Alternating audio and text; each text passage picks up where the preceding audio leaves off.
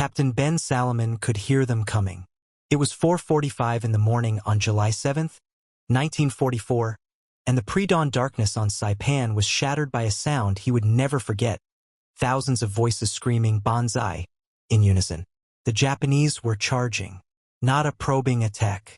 Not a limited assault. Everything they had left. Every soldier. Every walking wounded. Every civilian who could carry a weapon. Between 3,000 and 5,000 people surging forward in a massive human wave, determined to die killing Americans. Salomon was a dentist, 29 years old, born in Milwaukee, graduated from USC Dental School in 1937. He'd been drafted in 1940 as an infantry private, became an expert marksman and machine gunner, then been commissioned into the Army Dental Corps in 1942 despite wanting to stay with the infantry. Now he was here on Saipan, serving as acting surgeon for the 2nd Battalion, 105th Infantry Regiment, 27th Infantry Division, because the regular surgeon had been wounded. His aid station was a pyramidal tent set up 50 yards behind the forward foxholes. Inside were about 30 wounded men lying on stretchers or on the ground. His medics were working frantically to treat them, and now the Japanese were breaking through the American perimeter. Salomon looked up from the wounded man he was treating just in time to see a Japanese soldier burst into the tent and bayonet one of the wounded Americans in the corner. In that instant, Salomon made a choice that would define the rest of his very short life. This is the story of the largest Banzai charge of the Pacific War.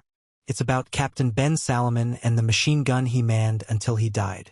It's about Private Thomas Baker, who asked to be left behind with a pistol and 8 rounds. It's about Lieutenant Colonel William O'Brien, who fought with 2 pistols and then a machine gun until he was killed.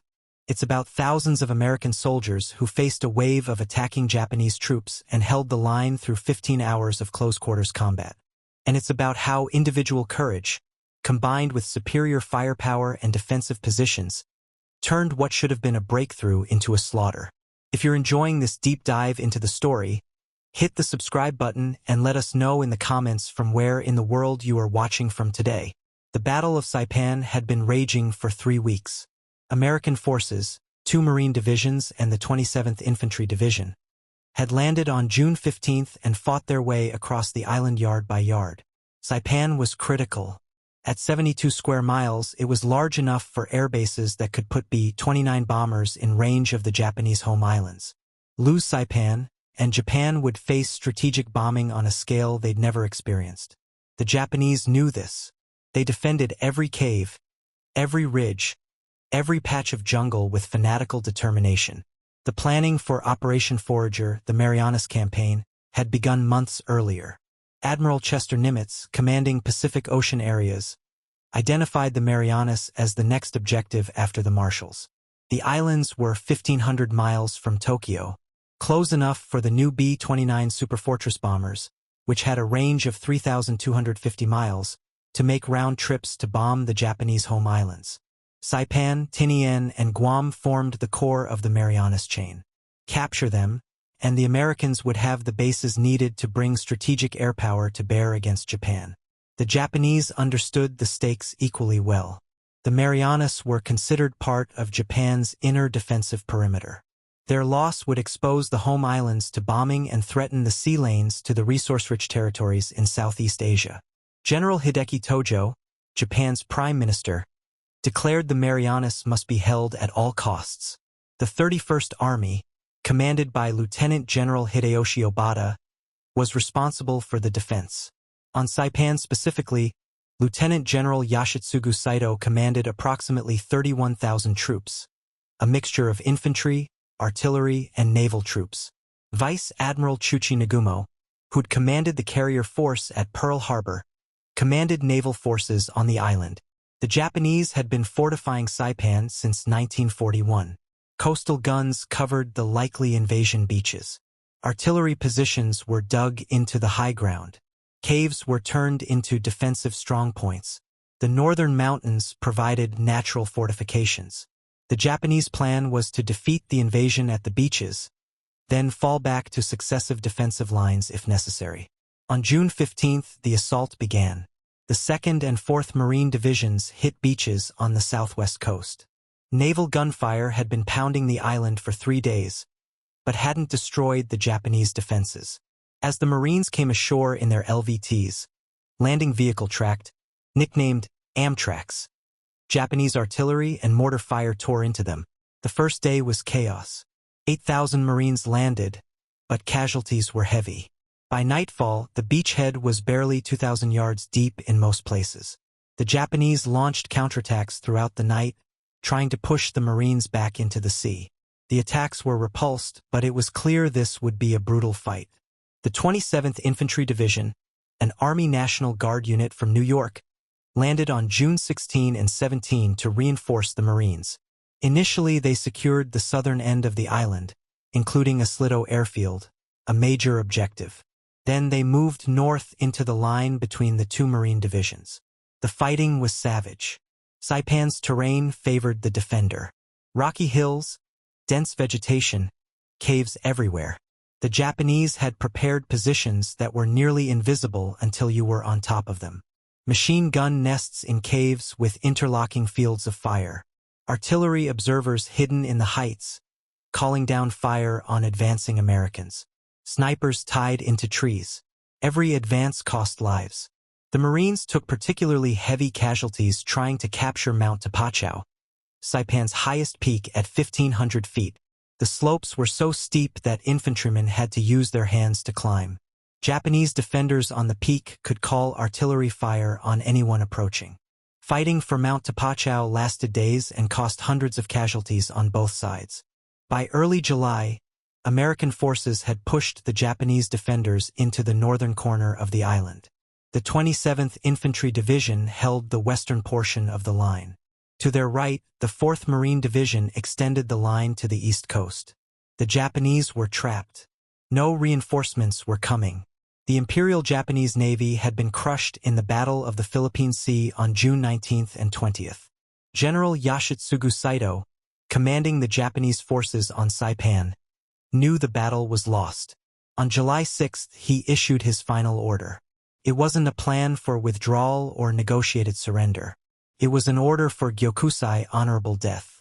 Every soldier, every walking wounded, every civilian who could fight was ordered to attack the American lines at dawn on July 7th. They would kill as many Americans as possible before being killed themselves. Death before dishonor. Death before capture. This was the code of Bushido taken to its ultimate extreme. Saito himself wouldn't lead the attack. Old, wounded, and exhausted, he chose ritual suicide instead. On the evening of July 6th, in a cave near Marpi Point, Saito committed seppuku, ritual disembowelment with a sword. Vice Admiral Chuchi Nagumo, who had commanded the carrier strike force at Pearl Harbor and now commanded naval forces on Saipan, killed himself the same way. Their bodies were later found by American troops and given military burial. But their order stood. The attack would proceed without them. Through the night of July 6th, Japanese soldiers assembled in ravines and caves near the American lines. They had rifles, bayonets, swords, grenades, improvised spears. Many had no weapons at all. Some were barely able to walk. It didn't matter. They were going to attack. The Americans knew something was coming. Patrols had reported heavy Japanese activity. Captured documents mentioned a final attack. Commanders ordered units to prepare defensive positions, stockpile ammunition, fix bayonets, and stay alert. The 105th Infantry Regiment occupied a line running roughly east-west across the narrowing island. 1st Battalion was on the left flank. 2nd Battalion was in the center. 3rd Battalion was in reserve. Between 1st and 2nd Battalion was a seam, a slight gap in the defensive line where the two units joined. It was the kind of thing that happens in combat when you're adjusting positions in darkness. A few yards of ground not quite covered. Normally not a problem, but the Japanese found it. At 4:45 a.m., the Banzai charge began. The Japanese came screaming out of the darkness. Thousands of them. Officers in the lead waving swords. Soldiers behind them firing rifles and yelling, "Banzai!" Others with bayonets fixed. Some with just knives or clubs. They hit the seam between 1st and 2nd Battalions like water finding a crack in a dam. The initial American response was devastating. Machine guns opened up. Mortars fired as fast as crews could drop rounds down the tubes. Rifle fire rippled along the line. The first wave of Japanese attackers was cut down. But more kept coming. And more. And more. An American major later compared it to a cattle stampede, an endless stream pouring through the breach.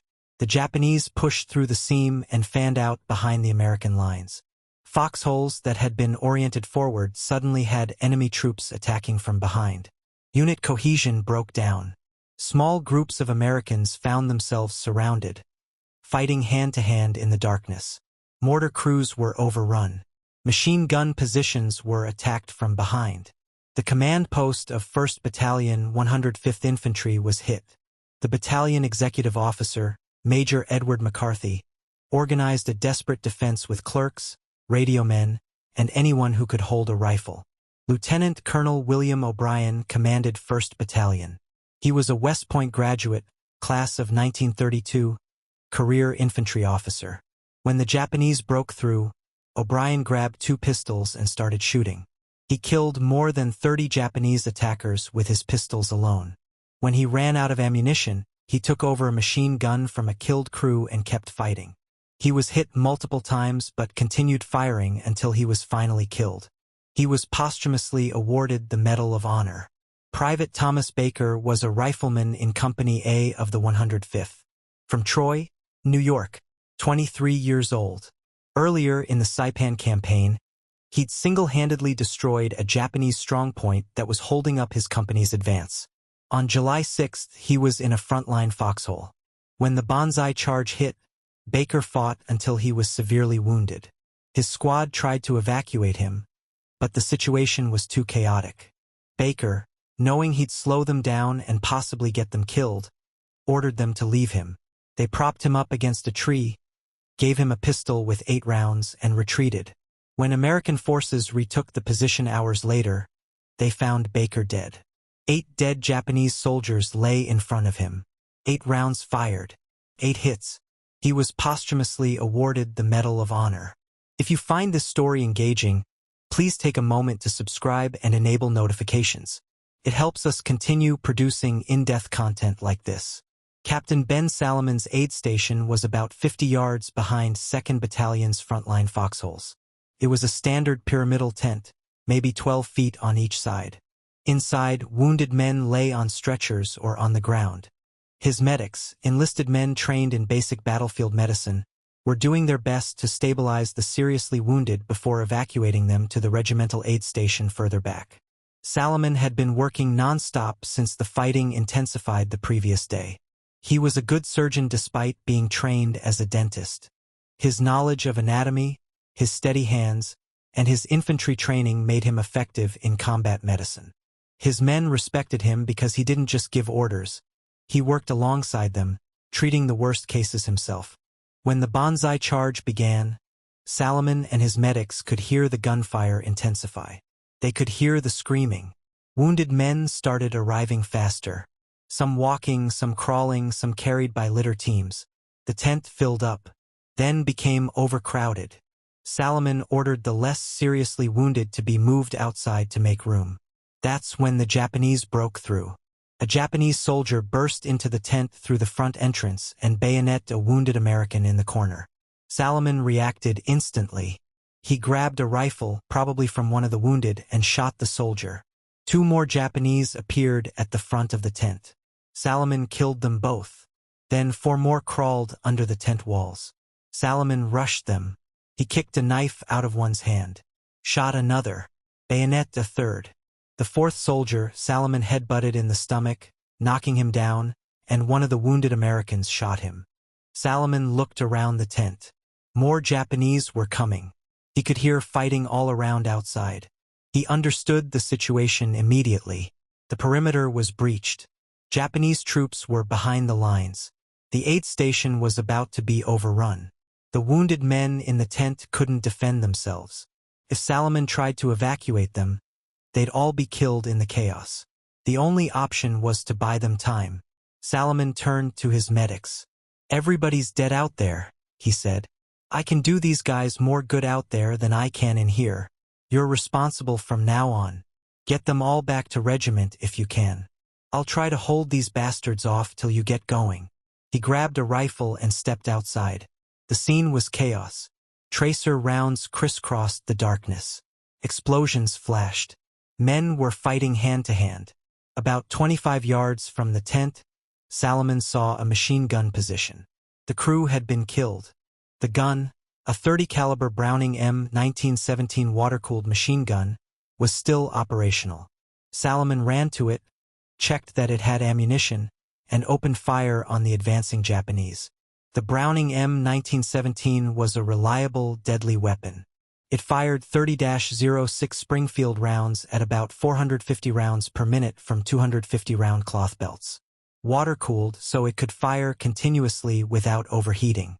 Effective range about 1,500 yards, but Salomon was firing at troops just tens of yards away. Devastating at that range. He swept the gun back and forth, firing into the masses of attacking Japanese. Bodies began to pile up in front of his position. No American saw Salomon alive after that initial burst of fire. But his actions can be reconstructed from what was found later. He kept firing until the bodies literally piled up so high in front of the gun that he couldn't see over them to shoot. So he moved the machine gun. The Browning M 1917 weighed about 93 pounds with the tripod, water jacket full. Moving it wasn't easy, especially under fire, especially when wounded. But Salomon repositioned it, found a new field of fire, and kept shooting. Then the bodies piled up again. He moved it again. Evidence suggested he repositioned the gun at least 4 times during the battle. Each time, dragging that heavy weapon a few feet, setting it up, and resuming fire. He was wounded repeatedly. Bullet wounds, bayonet wounds, shrapnel wounds. But he kept fighting, kept firing, kept killing Japanese soldiers who were trying to overrun the aid station and slaughter the wounded Americans inside. He fought until he physically couldn't fight anymore. The exact moment of his death is unknown. Probably sometime in the mid-morning of July 7th, several hours into the battle. The Banzai charge lasted 15 hours total, from 4:45 a.m. until nearly 8 p.m. that evening. Through those 15 hours, thousands of Japanese attackers threw themselves at American positions across a front nearly 1,000 yards wide. The fighting was apocalyptic. Hand-to-hand combat in foxholes. Bayonets, rifle butts, knives, fists. American artillery units dropped their howitzers to direct fire mode, shooting over open sights at attacking Japanese just hundreds of yards away. The 10th Marine Artillery Regiment, supporting the 27th Division, fired so rapidly that they ran low on ammunition and had to destroy some of their own guns to prevent capture when Japanese troops reached their positions. Machine gunners fired belt after belt until their barrels glowed red. Standard operating procedure was to fire 3 to 5 round bursts to conserve ammunition and prevent overheating. During the Banzai charge, gunners held the triggers down continuously, firing entire 250 round belts without stopping. Barrels overheated and had to be changed. Assistant gunners burned their hands on the hot metal. Some guns jammed from the heat and had to be abandoned. Mortar crews fired at maximum rate until the tubes became too hot to touch. They poured water on them to cool them down and kept firing. Some tubes cracked from the thermal stress and burst, killing their crews. Officers and NCOs organized whatever resistance they could. Cooks, clerks, supply personnel. Anyone who could hold a weapon was thrown into the fighting. The defensive line bent. It buckled. In some places it broke completely, but it held. Gradually, superior American firepower began to tell. Machine guns cut down attackers faster than they could advance.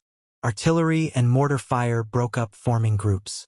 By mid-morning, the Japanese momentum had stalled. They'd penetrated deep into American lines in some places, but they couldn't exploit the breakthrough. Too many casualties. Too much disorganization. By afternoon, American forces began counterattacking. Marines from the 4th Division on the right flank pushed westward, hitting the Japanese from the side. 3rd Battalion of the 105th, which had been in reserve, moved up and sealed the breakthrough. Tanks arrived and began methodically destroying pockets of Japanese resistance. By 1800 hours, 6 p.m., American forces had retaken all the ground lost during the attack. The aftermath was horrific beyond description. Bodies were everywhere, piled in heaps where machine gun fire had caught groups in the open, sprawled in foxholes, lying in the aid stations they'd tried to overrun. The 27th Division conducted a careful count of enemy dead. In front of 1st and 2nd Battalions of the 105th Infantry alone, 2,295 Japanese bodies. In the rear areas that the Japanese had penetrated, another 2,016 dead. Total Japanese killed in the Banzai charge, 4,311. American casualties were also severe. 1st and 2nd Battalions of the 105th Infantry had been nearly wiped out. 406 killed, 512 wounded. Other units along the line had suffered similarly. Total American killed and wounded from the Banzai charge, approximately 1,000 men. 2 days later, on July 9th, Saipan was declared secure. The battle was over, but the horror wasn't. In the days following the American victory, hundreds, perhaps more than 1,000, Japanese civilians committed suicide rather than surrender. At Marpi Point on the northern tip of the island, entire families jumped off cliffs to their deaths. American troops tried to stop them, using loudspeakers to broadcast messages in Japanese promising food, safety, and medical care. Some civilians believed them and surrendered. Others, convinced by Japanese propaganda that Americans would torture and murder them, chose death. On the afternoon of July 8th, an Army team that included Captain Edmund Love, the 27th Division historian, went to recover Captain Salomon's body. They found him slumped over his machine gun, dead. 98 Japanese bodies were piled in front of his position. Some sources say the exact count varied slightly depending on how you defined in front of versus nearby, but the number was approximately 100 enemy killed by Salomon alone. His body had 76 bullet wounds. Examination by a surgeon later determined that at least 24 of those wounds had been inflicted while Salomon was still alive, still fighting. He'd also suffered multiple bayonet wounds. The evidence showed he'd been hit, kept fighting, been hit again, kept fighting over and over until he finally died. Blood trails on the ground showed where he dragged the machine gun to new positions. 4 distinct firing positions could be identified by the patterns of spent brass and the piles of bodies. Captain Love immediately began collecting eyewitness statements for a Medal of Honor recommendation. He interviewed medics who'd been in the aid station, infantrymen who'd seen Salomon take over the machine gun, officers who'd seen the aftermath. The recommendation went up through channels to Major General George Greiner, commanding the 27th Infantry Division. Greiner rejected it. His stated reason: Salomon was a medical officer wearing a Red Cross brassard. Under the Geneva Convention, medical personnel cannot bear arms against the enemy. Therefore, his actions, while heroic, were technically illegal under international law. Greiner didn't want to create a precedent that might endanger American medics if the Japanese retaliated. This decision haunted the 27th Division for decades. Multiple attempts were made after the war to get Salomon the Medal of Honor he clearly deserved. In 1947, the recommendation was resubmitted. Rejected. 1969, resubmitted. Rejected. 1971, resubmitted with strong endorsements from the Secretary of the Army. The Joint Chiefs of Staff approved it. The Secretary of Defense sat on it and never forwarded it to the White House. 1998, resubmitted again by Dr. Robert West, a dentist and USC Dental School alumnus who'd learned about Salomon while working on a book about the school's history. West spent 5 years writing letters, gathering documentation, lobbying Congress. Finally, the recommendation reached President George W. Bush. On May 1, 2002, 58 years after Salomon's death, President Bush presented the Medal of Honor to Drive West on Salomon's behalf. There were no living family members. Salomon's Medal of Honor citation reads, "For conspicuous gallantry and intrepidity at the risk of his life above and beyond the call of duty, Captain Ben L. Salomon was serving at Saipan, in the Marianas Islands on July 7, 1944, as the surgeon for the 2nd Battalion, 105th Infantry Regiment, 27th Infantry Division. The regiment's 1st and 2nd Battalions were attacked by an overwhelming force estimated between 3,000 and 5,000 Japanese soldiers. It was one of the largest attacks attempted in the Pacific Theater during World War II. The citation details his defense of the aid station and his final stand at the machine gun. It concludes, Captain Salomon's extraordinary heroism and devotion to duty are in keeping with the highest traditions of military service and reflect great credit upon himself, his unit, and the United States Army. Lieutenant Colonel William O'Brien and Private Thomas Baker also received posthumous medals of honor for their actions during the Banzai Charge. In total, the Saipan campaign produced 12 medals of honor, an indication of the intensity and brutality of the fighting. The 20-caliber Browning M1917 machine gun that played such a critical role in the defense deserves detailed examination. It was a World War I design, updated slightly for World War II. Water-cooled, tripod-mounted, belt-fed. Heavy and cumbersome compared to later air-cooled designs like the M1919, but incredibly reliable and capable of sustained fire. The Browning M1917 was designed by John Moses Browning and adopted by the U.S. military in 1917. It fired the .30-06 Springfield cartridge, the standard American rifle round. The water cooling system was its defining feature. The barrel was surrounded by a brass water jacket holding about 7 pints of water. As the gun fired, the barrel heated up, but the water absorbed the heat. This allowed for sustained fire far beyond what air-cooled guns could manage. The tripod weighed about 50 pounds. The gun itself weighed about 33 pounds. The water jacket added another 10 pounds when full. Total weight around 93 pounds, not counting ammunition. This made it a crew-served weapon, typically 3 men: gunner, assistant gunner, and ammunition bearer. The gun fed from 250-round cloth belts. Rate of fire was approximately 450 rounds per minute.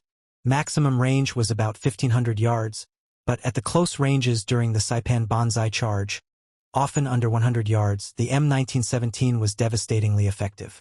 In the Banzai Charge, American machine gunners fired thousands of rounds through guns that were designed in 1917 and had seen hard service for years. The guns kept working.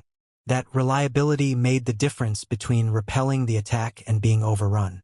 Gunners fired belt after belt continuously, far beyond the recommended burst limits. Barrels glowed red-hot. Water in the cooling jackets sometimes boiled. But the guns kept functioning. The Japanese Type 92 heavy machine gun, by comparison, was a good weapon but not as robust under sustained fire. Japanese attackers in the Banzai Charge relied primarily on rifles, bayonets, and grenades. They had machine guns, but couldn't bring them to bear effectively in a frontal assault. The tactical disparity, defending troops with heavy machine guns in prepared positions versus attacking troops charging across open ground, was simply too great. Banzai charges had worked for Japan in China during the 1930s against poorly equipped Chinese forces. They'd even had limited success in early Pacific campaigns against surprised or poorly prepared Allied troops. But by mid-1944, American forces knew what to expect. They prepared for it, stockpiled ammunition, positioned machine guns for interlocking fields of fire, registered artillery on likely approach routes, organized reserves for counterattacks. When the Banzai Charge came, it was spectacular, terrifying, and ultimately futile. The Japanese inflicted significant casualties through sheer numbers and ferocity. But they couldn't break through, and once the attack stalled, the attackers were annihilated. Some Japanese commanders recognized the futility of Banzai charges.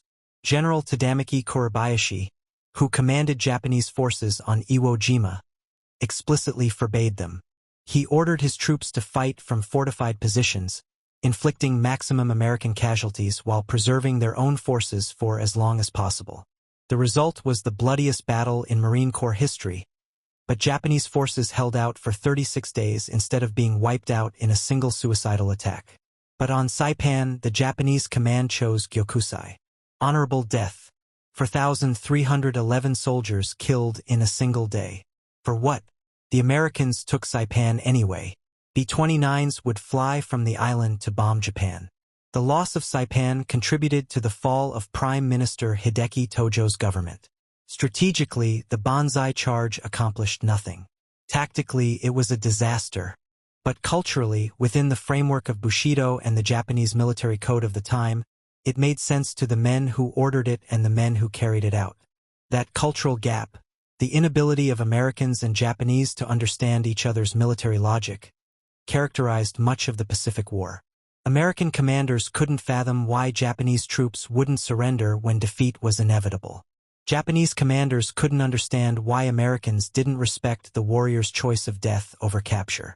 These fundamental differences in military culture led to horrific outcomes like the Saipan Banzai charge and the mass civilian suicides that followed. The story of the Saipan Banzai charge is often told as a story of Japanese fanaticism. And there's truth to that. The willingness to attack knowing you will die, the inclusion of wounded and civilians in the attack, the subsequent civilian suicides, these actions seem incomprehensible to modern Western observers. But it's also a story of American defensive skill. The ability to hold a line under enormous pressure, the effective use of firepower, the courage of individuals like Salomon, O'Brien, and Baker who stood their ground when surrounded. The title of this story suggests a single machine gunner held off the entire attack. That's not historically accurate. Captain Salomon killed approximately 98 Japanese soldiers manning his machine gun, an extraordinary number. But he was one of hundreds of American machine gunners firing that day. The defensive line held because of collective action, thousands of soldiers fighting in coordinated defense. But focusing on Salomon's individual story illuminates something important about combat. In the chaos of battle, sometimes everything comes down to one person making a decision. Salomon decided to stay at that machine gun. He could have retreated with the wounded. No one would have blamed him. But he stayed. And his decision to stay, to fight, to keep firing until he died, that decision saved lives. The wounded in his aid station were evacuated. They survived because Salomon bought them time. Similar decisions were being made all along the line. A sergeant deciding to stay at his machine gun. A lieutenant deciding to hold a position. A private deciding to stand and fight rather than run. Individual decisions. But collectively, those decisions held the line. After Saipan was secured, American engineers built airbases. By late November 1944, B-29 superfortresses were flying from Saipan to bomb Tokyo. The strategic objective had been achieved. The cost was high, over 3,000 American dead, 13,000 wounded. Japanese military dead exceeded 29,000. Civilian deaths were over 10,000, most by suicide. But the island was taken, the airbases were built, and the bombing of Japan began in earnest. The construction effort on Saipan was massive. Navy Seabees and Army engineers transformed the island into one of the largest bomber bases in the Pacific.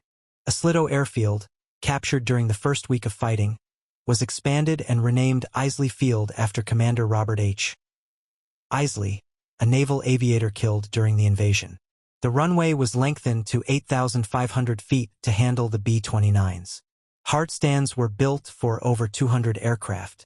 Fuel storage facilities, ammunition dumps, maintenance hangars, barracks, an entire infrastructure rose from the coral and volcanic rock. By December 1944, the 73rd Bombardment Wing was operational on Saipan. The first B-29 mission against Tokyo launched on November 24, 1944. It was a modest start.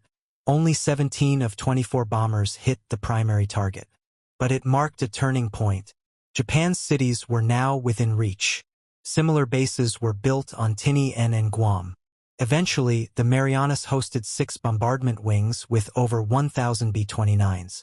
These aircraft would drop over 160,000 tons of bombs on Japan, including the atomic bombs on Hiroshima and Nagasaki. The strategic value of Saipan, purchased at such terrible cost in July 1944, proved immeasurable. The fall of Saipan had immediate political consequences in Tokyo. Prime Minister Hideki Tojo resigned on July 18, just 9 days after the island was declared secure. His cabinet fell with him. The loss of Saipan, combined with the destruction of Japanese carrier forces in the Battle of the Philippine Sea, made it clear that Japan was losing the war. While Tojo's successors would continue fighting for another year, his resignation marked the beginning of the end for Japan's military government. The Banzai charge itself became a subject of study and controversy. American military analysts examined why the Japanese had chosen such a tactically futile approach. The conclusion was that Japanese military culture, influenced by Bushido traditions and reinforced by decades of indoctrination, valued death in battle over survival in defeat. This had implications for the rest of the war. If Japanese forces would choose suicidal attacks rather than surrender when defeated, what would happen when the war reached the Japanese home islands? The estimated casualties for an invasion of Japan were staggering. The Banzai charge at Saipan, and similar attacks on other islands, convinced American planners that the invasion would be extraordinarily costly. This calculus contributed to the decision to use atomic weapons to force Japan's surrender without invasion. The Browning M1917 machine guns that had broken the Banzai charge were cleaned, repaired, and put back into service. Some of those same guns would be used in later Pacific campaigns. The design would remain in American service until the 1960s. Modern historians studying the Saipan Banzai charge focus on several factors. The psychological impact on American troops. Many soldiers who survived the 15-hour battle suffered what we'd now call PTSD. The sound of mass Banzai charges, thousands of screaming voices, haunted survivors for years. The tactical lessons, the importance of interlocking fields of fire, the need for reserves to counterattack, the vulnerability of artillery positions to infiltration. These lessons were incorporated into training and defensive doctrine. The cultural analysis. Why did the Japanese choose this tactic? How did Bushido ideology contribute to military decisions that were strategically counterproductive? What were the alternatives and why weren't they chosen? The individual heroism. Beyond the 3 Medal of Honor recipients, dozens of soldiers received Silver Stars, Bronze Stars, and other decorations for actions during the Banzai charge. Each represents a story of courage under fire. But perhaps the most important lesson is about the nature of defensive combat. Attacking is often seen as the bold, aggressive, heroic choice. Defending is static, passive, less glorious. But the Saipan defense required courage of the highest order. Standing in a foxhole while thousands of screaming enemies charge directly at you takes a different kind of bravery than advancing under fire. Holding your position when your position is being overrun takes discipline and determination that's hard to comprehend. The machine gunners who stayed at their guns while Japanese attackers closed to bayonet range. The artillerymen who fired over open sights at targets just yards away. The riflemen who fought hand-to-hand in their foxholes. These men weren't attacking. They were defending, but their defense was active, aggressive, and ultimately decisive. Captain Ben Salomon embodied that defensive courage. He wasn't supposed to be in combat at all. He was a dentist, a medical officer, non-combatant under the Geneva Convention. But when the moment came, when wounded men needed protection and time to evacuate, Salomon picked up a rifle, then a machine gun, and he fought, for hours, until he died.